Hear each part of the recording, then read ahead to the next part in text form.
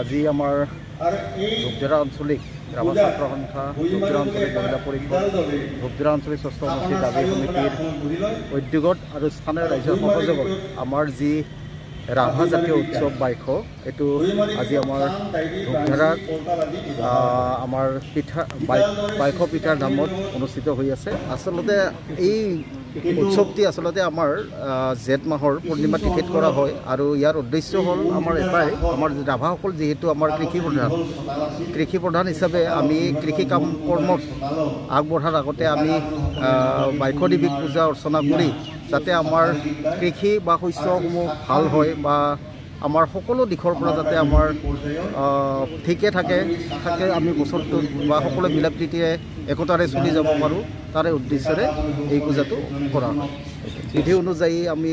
বাইশ পূজাৰ বিধি অনুযায়ী আমাৰ পূজা শুভাৰম্ভণি কৰিলে আমাৰ ছেক্সুৱেল ডিমাণ্ড সমিতিৰ মাননীয় সভাপতি প্ৰচাৰণ ৰভাদেৱ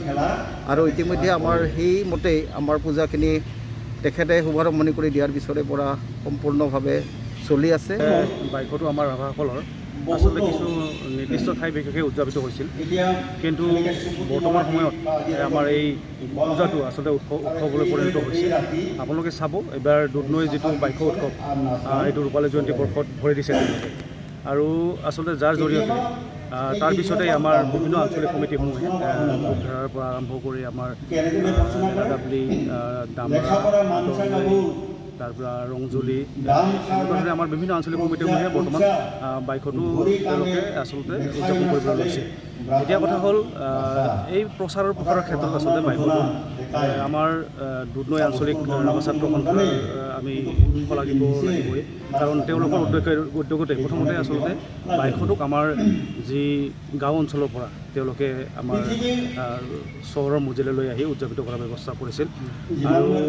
সেই ধাৰাবাহিকতা ৰক্ষা কৰি তেওঁলোকে বৰ্তমান ৰূপালী জয়ন্তী বৰ্ষত কৰি দিছে। আৰু এতিয়া কথা হ'ল এই বাইকটো অকল এইটো ৰাভা জনগোষ্ঠীৰ মাজতে সীমাবদ্ধ নাথাকে, বৰ্তমান আমাৰ ৰাভা হাছং অঞ্চলত বসবাস কৰা বিভিন্ন জাতি জনগোষ্ঠীক আমি আচলতে একত কৰি একলগ হৈ আমি সকলোৰে আচলতে এইটো উৎসৱলৈ পৰিণত হৈছে। সকলো জাতি জনগোষ্ঠী আমি মিলি একেলগে কৰি আহিছোঁ। আপোনালোকে প্ৰায়ভাগ উদযাপন সমিতিত চাব, আমি বিভিন্ন জাতি জনগোষ্ঠীৰ লোক আমি তেওঁলোকক বিষয় বাবদ ৰাখি আমি কাম কাজসমূহ কৰি আহিছোঁ আৰু এইটো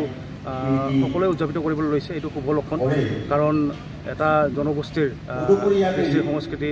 আচলতে যিমান প্ৰসাৰ হ'ব সেই জনগোষ্ঠীটোৱে আচলতে বিশ্ব দৰবাৰত জিলিকি উঠিব। তো আমি আশা ৰাখিছোঁ আমি যাতে অনাগত সময়ছোৱাতো আমি বিভিন্ন জাতি জনগোষ্ঠীক আমি লগত লৈ আমাৰ যি বাইশ উৎসৱটো আমি আৰু বহল ভিত্তিত বা বিশ্ব দৰবাৰত প্ৰতিষ্ঠিত কৰিব পাৰোঁ, তেনেকুৱা ধৰণৰ লক্ষ্য উদ্দেশ্যেৰে আচলতে উদযাপিত কৰি অহা হৈছে। আলোচক ভিডিও বনাইছি তাহাৰে মানুহ পায়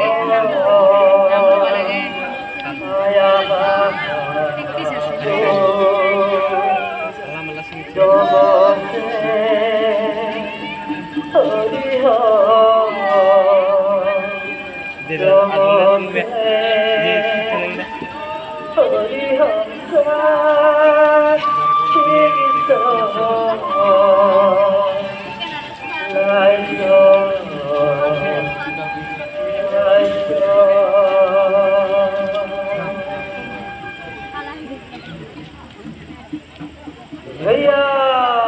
भैया भैया भैया हे